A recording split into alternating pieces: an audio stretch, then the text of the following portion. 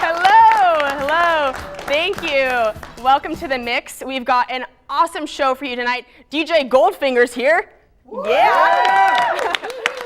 I'm going to ask him some questions that you've all been dying to know the answers to, and I'm going to be having a DJ contest with him at the end of the show, which I'm sure I'll win since I have years of DJing experience, you know? I love talking to DJ Goldfinger on the phone because he makes me feel so nerdy and Caucasian sometimes, you know? It's like, I always feel like Michael Cera in Superbad when we chat.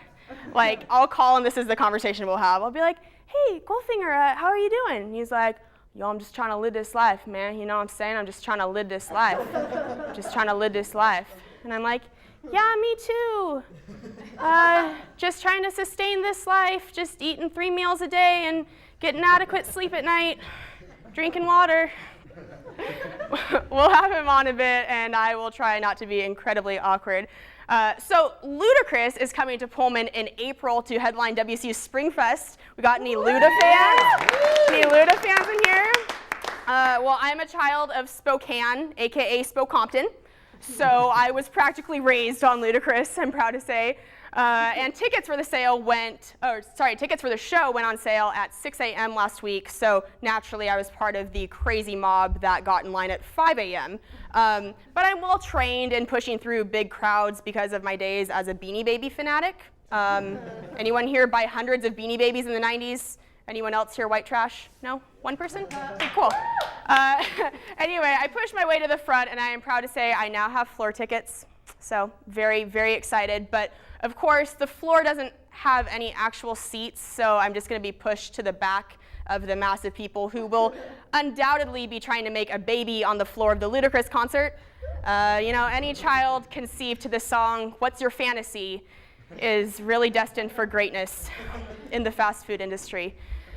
Getting in line at 5 a.m. was made even worse because Pullman has recently transformed into Russia, if you've noticed, and we're dipping down to temperatures as low as negative 16 degrees here.